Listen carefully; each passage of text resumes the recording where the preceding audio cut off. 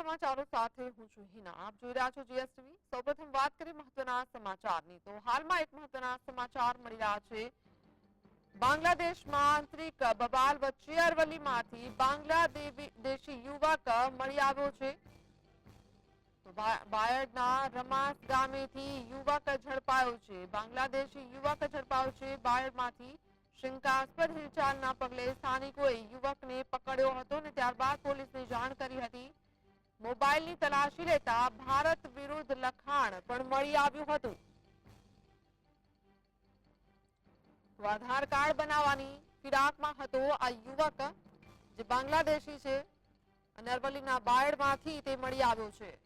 સંવાદદાતા રાકેશ જોડાયા છે. રાકેશ, આ બાંગ્લાદેશી યુવકને લઈને હાલ શું તમામ જાણકારી મળી રહી છે? તપાસ શું ચાલી રહી છે?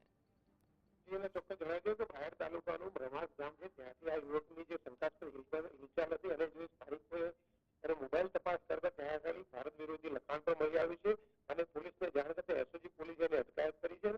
હાલ એસઓજી પોલીસ અને જિલ્લા મથકે લાવી છે, ત્યાં તપાસ ચાલુ છે. પરંતુ આની વાત કરવામાં આવે તો ઘણી બધી ઘટનાઓના સંરક્ષણ સંસ્થા કેટલીય વાર આવી રજૂઆતો પણ કરી છે કે અરવલ્લી જિલ્લાના અંદર આવી તપાસ થવી છે, પરંતુ ક્યાંક ને ક્યાંક આ તો સ્થાનિકોએ પકડ્યો છે, પોલીસે તો પકડ્યો જ નથી. સ્થાનિકોએ હિલચાલ જોઈ અને પોલીસને સોંપ્યો છે. એટલે આ અંગે વધુ તપાસ થવી જોઈએ એવું સ્થાનિકોની માગણી છે.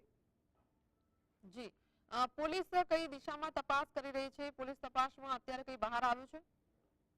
હાલ એસઓજી એને પૂછપરછ કરી તો કેવી રીતે ભાઈ અહીંયા આવ્યો છે, ક્યાંથી આવ્યો છે એની તપાસ કરી છે. એની જોડે ચોક્કસ કોઈ જવાબ નથી, પણ પોલીસમાં હજુ તપાસ ચાલુ રહી છે એવું કે છે. હજુ કોઈ ચોક્કસ વાત કરતી નથી કે કેવી રીતે ભારતના અંદર આવ્યો, અહીં અરવલ્લી જિલ્લા સુધી કેવી રીતના પહોંચ્યો, એ હજુ કોઈ ચોક્કસ વાત મળી છે કે નથી.